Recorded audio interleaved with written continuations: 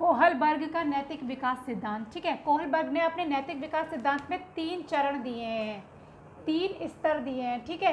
3 स्तर हैं आपके, 6 कितने हैं चरण हैं। क्वेश्चन में पूछ लिया जाता है कि कोहलबर्ग का नैतिक विकास के सिद्धांत में कितने स्तर है, तो 3 स्तर है और 6 चरण है, ठीक है। स्तर कौन कौन से हैं? पहला आपका पूर्व परंपरागत नैतिकता, ठीक है, इसको बोलते हैं प्री कन्वेंशनल मोरालिटी, ठीक है। ये था आपका पहला चरण। दूसरा स्तर ये है, थर्ड स्तर ये है। दूसरा स्तर है पारंपरिक नैतिकता जो कि कन्वेंशनल मोरालिटी है।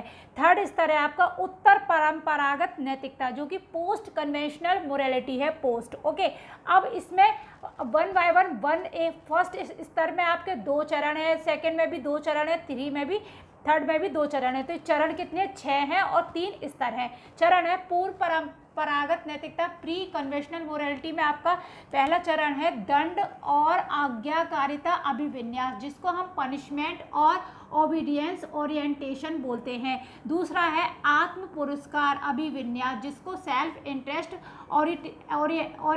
ओरिएंटेशन बोलते हैं, ठीक है।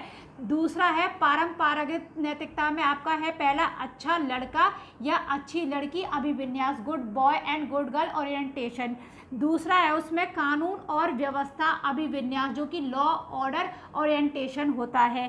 थर्ड स्तर में आपके उत्तर परंपरागत नैतिकता में पोस्ट कन्वेंशनल मोरालिटी में आपका फर्स्ट ए चरण है सामाजिक अनुबंधन अभिविन्यास। दूसरा चरण है सार्वभौमिक नैतिक सिद्धांत अभिविन्यास, जिसको सामाजिक अनुबंधन अभिविन्यास सेल्फ कॉन्ट्रैक्ट ओरिएंटेशन और सार्वभौमिक नैतिक सिद्धांत अभिविन्यास को यूनिवर्सल एथेंटिकल प्रिंसिपल्स ओरिएंटेशन बोलते हैं। कोहलबर्ग के 6 चरण हैं और 3 स्तर हैं। ये भी क्वेश्चन में पूछ लिया जाता है कि आपके थर्ड स्टेज में कौन कौन से चरण हैं। तो थर्ड स्टेज के भी अलग अलग पॉइंट याद होने चाहिए। ये पूरे 6 पॉइंट आपको ठीक से याद होने चाहिए। Thank you.